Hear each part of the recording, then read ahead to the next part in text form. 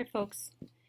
So one of the projects for EDU 387 is to create a lesson plan. So we've done a lot of investigation of a lot of different exceptionalities and the ways in which that we must make accommodations and or modifications for exceptional learners. So now is your chance to try your hand at this. And I know that some of you have created lesson plans and or unit plans for other classes. There may be some of you who have never completed a lesson plan. So first of all, I want to say a lesson plan is something that takes place in one class period. It is not extended. It does not cover a whole unit of study, okay? It's one lesson. And so this may seem a little bit artificial, but I don't want you to have to go to, I don't want this to take up an inordinate amount of your time. I want you to practice creating a lesson plan that makes accommodations and or modifications. So you're going to get to choose a lot of the things in this lesson plan. So first of all, what grade level are you going to be teaching and what content area? So if it's second grade math, that's fine, okay? Think of a second grade math in the math curriculum that you might have a lesson on. If it's, ninth grade ELA, fine. Just choose the lesson and the grade level. And then what are your learning outcomes? Okay, what do you want students to know and be able to do? You should have procedural, which means what they can do, that's procedural, and conceptual is what they can say, that's declarative, and or habits of mind. Okay, so that might be persistence or curiosity. But make sure each goal is observable and measurable. Now, if we were in a curriculum design course, I'd be asking you to align your learning outcomes with standards, but I'm not going to ask you to do that for 387. I really want you to focus on the accommodations and modifications. But to do that, you have to have learning outcomes. So your learning outcomes are learning outcomes for all students. So really think about what is it you want them to be able to do, what they can say, and what habits of mind if you want to include that. And then you should have an overview. This is a very short summary about the lesson, just a really concise statement. Don't include instructional details. Do include the product or assignment that will come out of it. So example, are they going to write a paper, create a poster, make a speech, solve a problem. But just, what's the summary of the lesson and what do you want them, what's the outcome of this? And then think about essential questions. Essential questions get at the heart of the matter.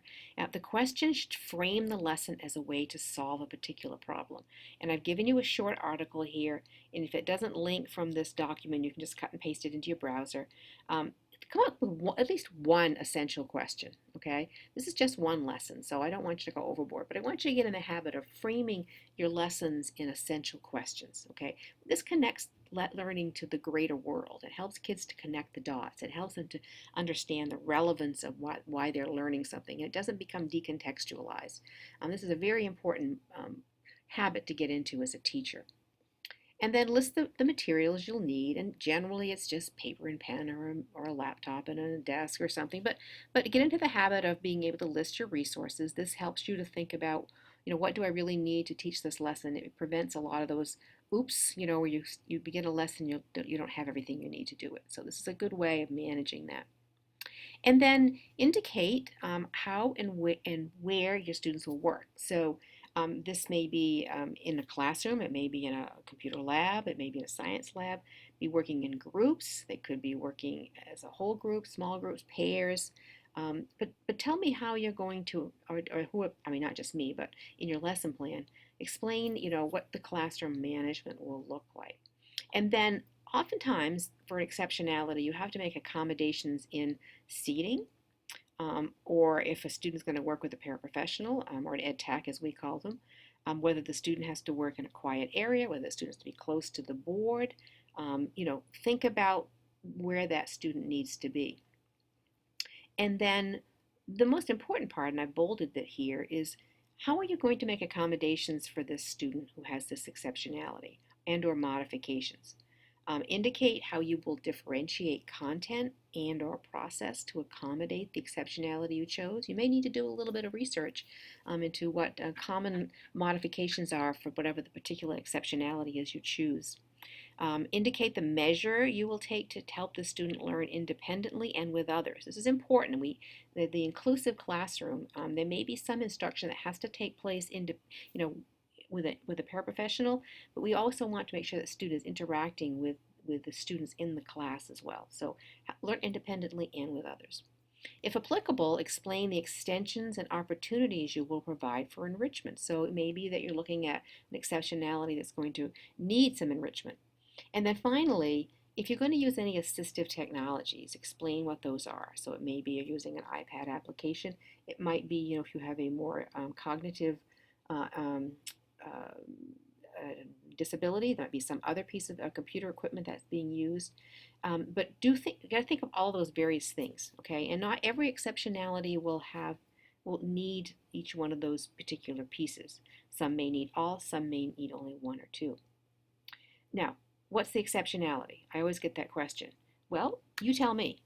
You've been reading all semester long about students with special needs in general education classrooms.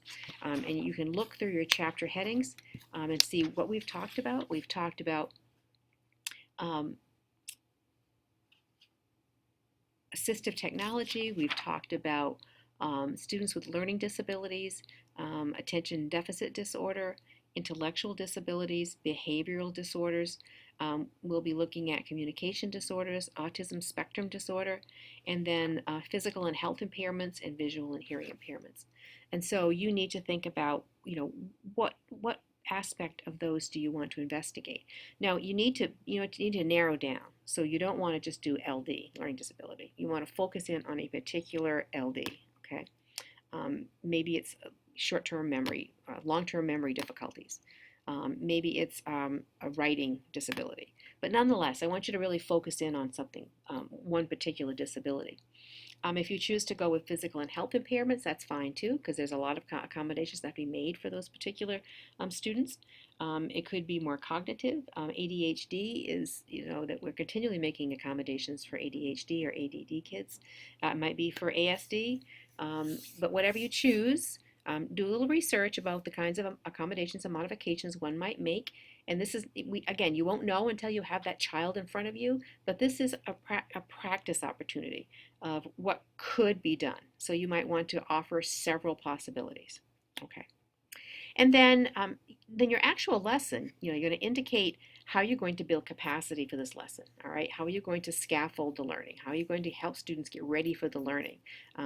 That might be a review of something you did the day before. It might be a review of something they learned last week. It might be a question and answer period to find out what they know about this particular topic.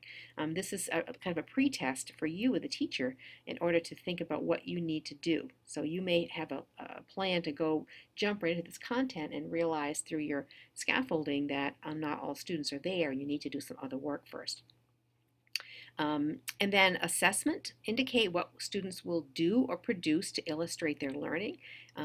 This is a little summative assessment. It could be very small. This is not big. Something that's going to show you that they learned something. Indicate how you're going to assess students who are progressing. This is a formative assessment. Indicate how you will assess what they produce or do, and include a scoring rubric. All right, so I'm going to take that out. I meant to take that out. I don't need a scoring rubric, okay? So I'm going to actually cross that out. I meant to cross it out earlier. You do not need a scoring rubric, okay?